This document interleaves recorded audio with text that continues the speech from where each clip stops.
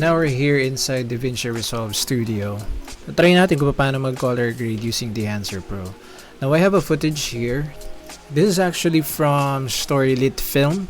Pinapa-download niya yan for color grading practice or exercise. So I'll put a link down below kung gusto niyo siyang i-download and kung gusto niyo mag-practice.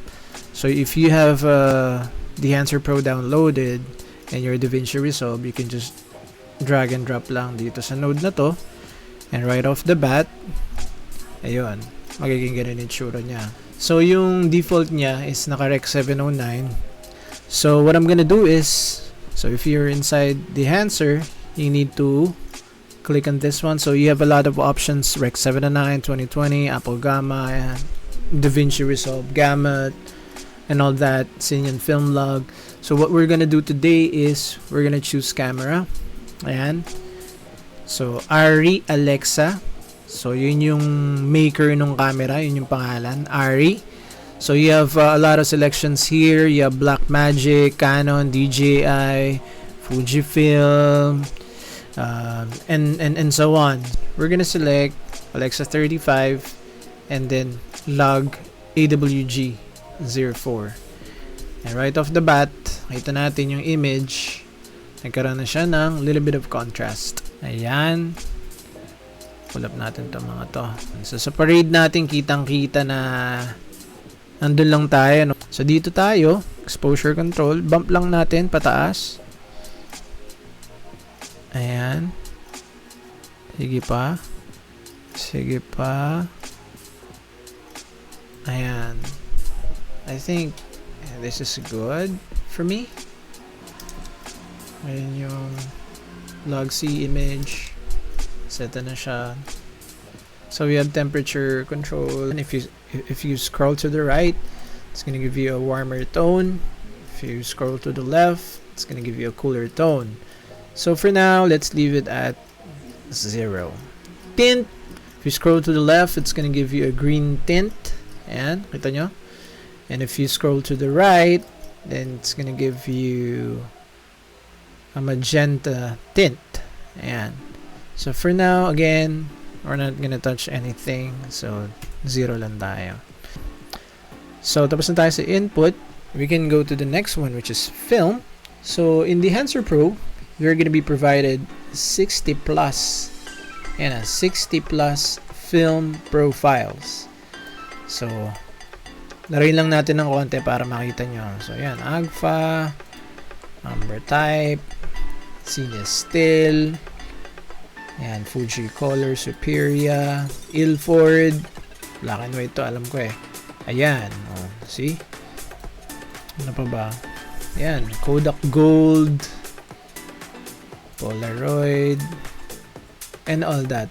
So hindi na natin isa-isahin yan. Pero syempre, for this example, we're gonna use Kodak Vision 3 250D. Try natin to.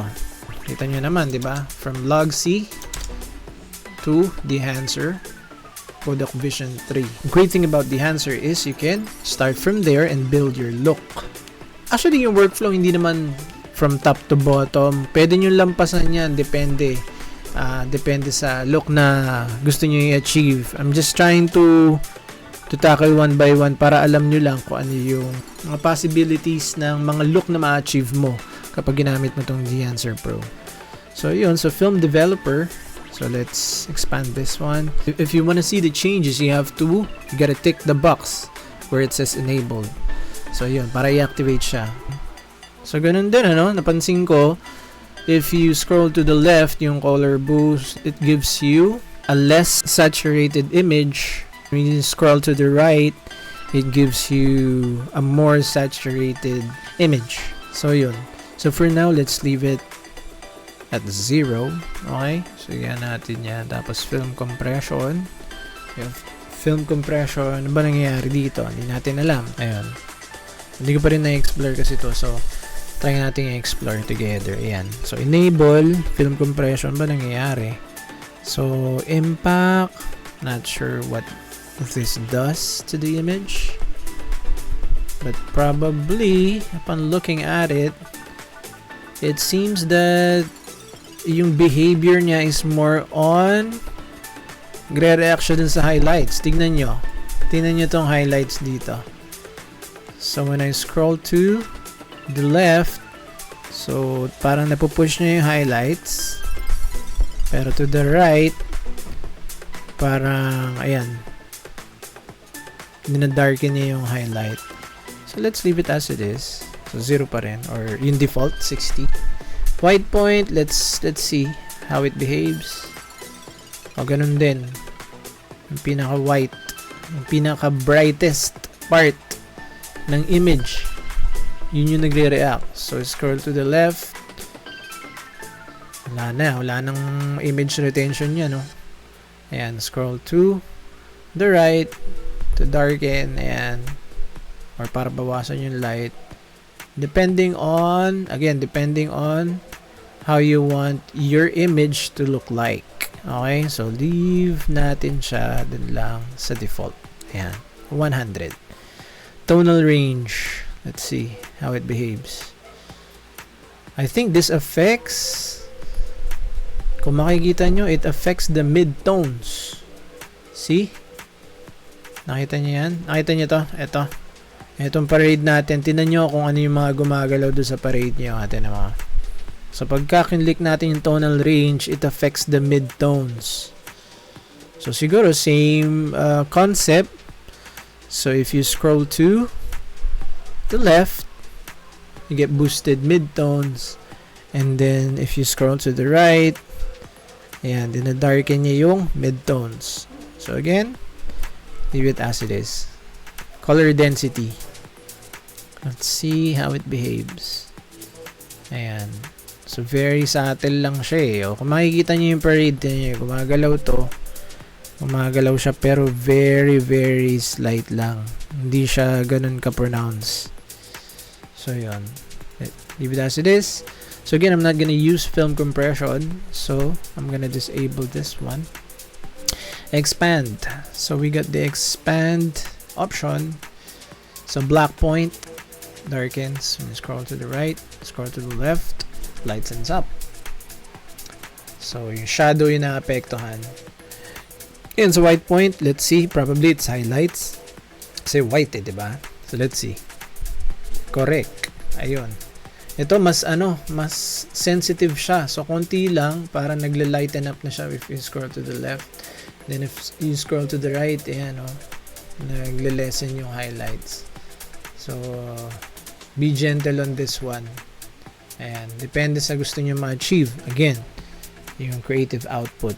So, color mode, I'm not gonna touch on that one. So, expand, that's expand. So, I don't think that we need to use that one. But again, in some cases, you may probably want to use expand option. Now, we have the print. So, this one is big kasi ginamit ko na to last time dun sa last video ko dun sa Pagudpod video. And, I think I've selected the Kodak 2383. So this one, the default is linear. So let's just explore the options here. So we got linear, Cineon film log, and ito yung image. So we got Fujifilm 3513 print film. See? Iba-iba yung look na nabibigay niya, di ba? So, ito yung ginamit ko last time, Kodak 2383 print film. So, yan. Yan. And then, Kodak Endura Glossy paper. Let's see. Boom. Ganda to ah. Let's check ulit. Linear. Oops. That's Cineon film log. 3583. Ito medyo boosted yung niya, yung contrast eh. Oh. 2383. Film like talaga yung 2383 oh. Endura glossy paper. Parang mas gusto ko to. It doesn't necessarily mean na kung laging maganda sa film yung Kodak 2383 eh yun na lagi pipiliin nyo. It really depends on the look that you're trying to achieve. For this image, it's Kodak Endura glossy paper. You can also adjust the exposure or decrease and adjust the exposure, increase or decrease the exposure here. So, reset ko yon. Tonal contrast, again, and mid-tones, Ayan. Tapos yung color density. Ganun din, very subtle. So scroll to the left, a desaturated look. And if you scroll to the right, a more saturated look. Tapos saturation, ayan. So dito siya, naka-default siya sa 100. Scroll to the left, and definitely you're gonna get a black and white image. Siguro pwede mo itong gamitin kapag ina-achieve mong look is yung bleach bypass. Yeah, that's the term. Okay? So parang ganun less saturated. So bleach bypass look. We got color head. Teka, enable muna natin para alam natin kung ano yung bibigay niyang function.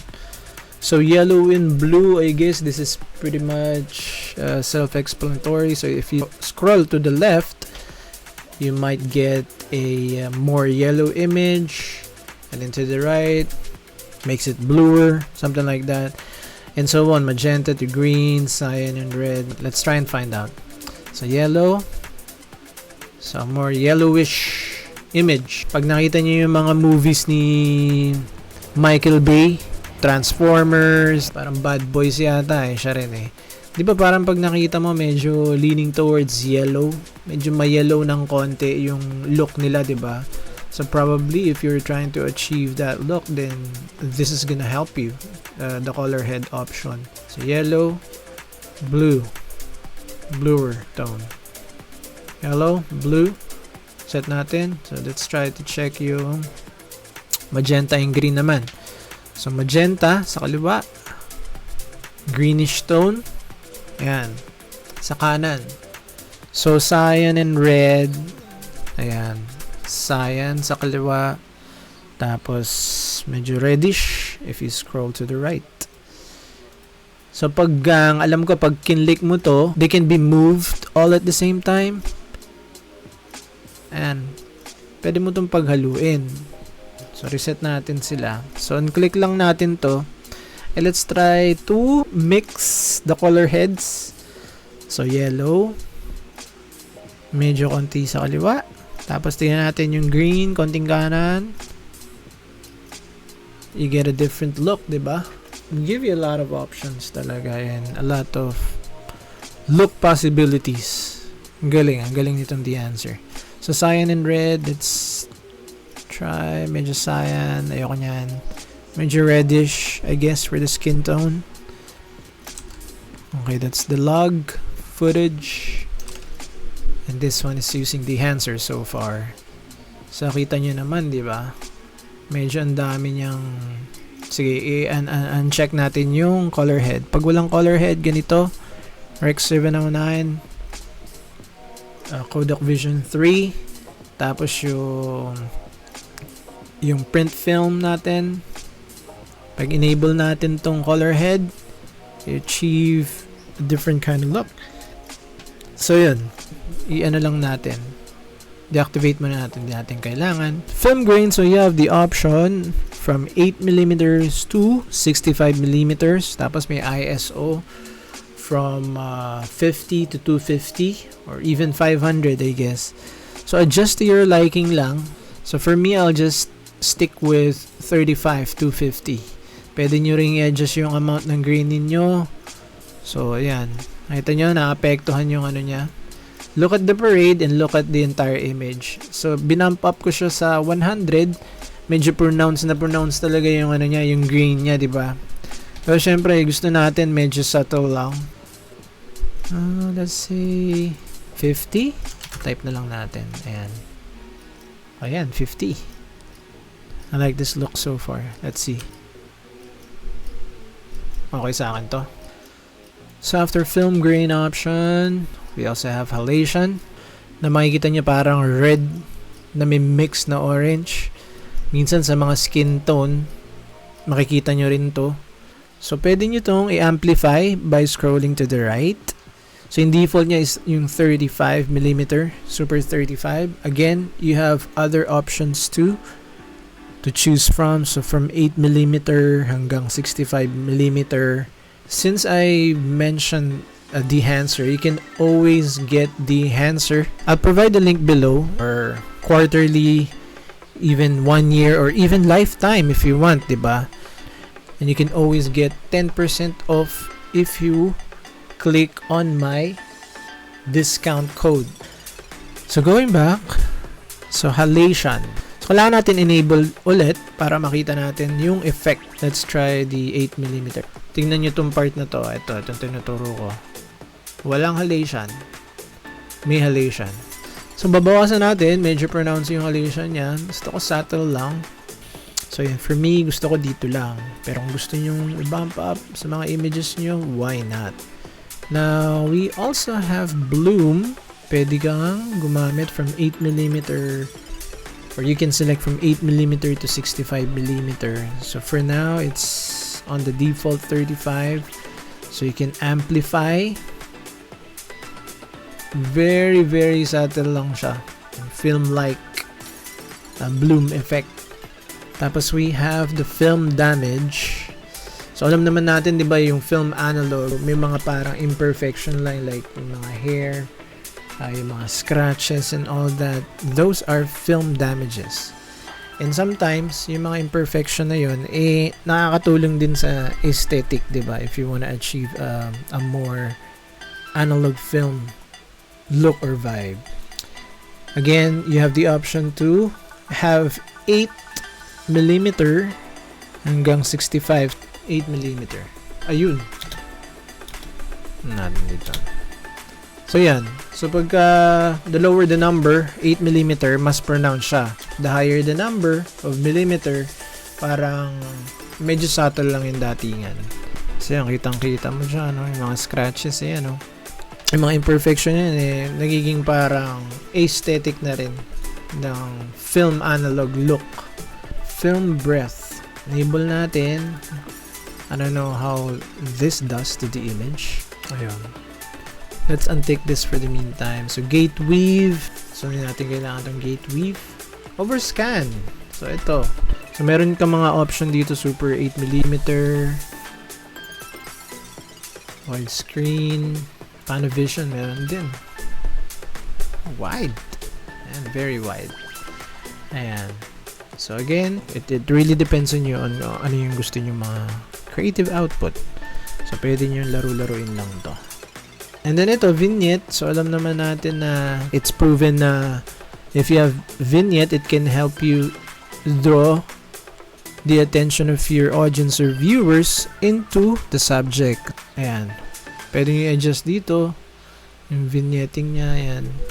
Without vignette, with vignette. Diba? So, pwede nyo laruin din ang size, feather, aspect ratio. Those are some of the options inside Dehancer Pro. How can help you achieve the look that you're trying to achieve. So again, Dehancer is just a plugin and it's a tool to help you achieve your creative output.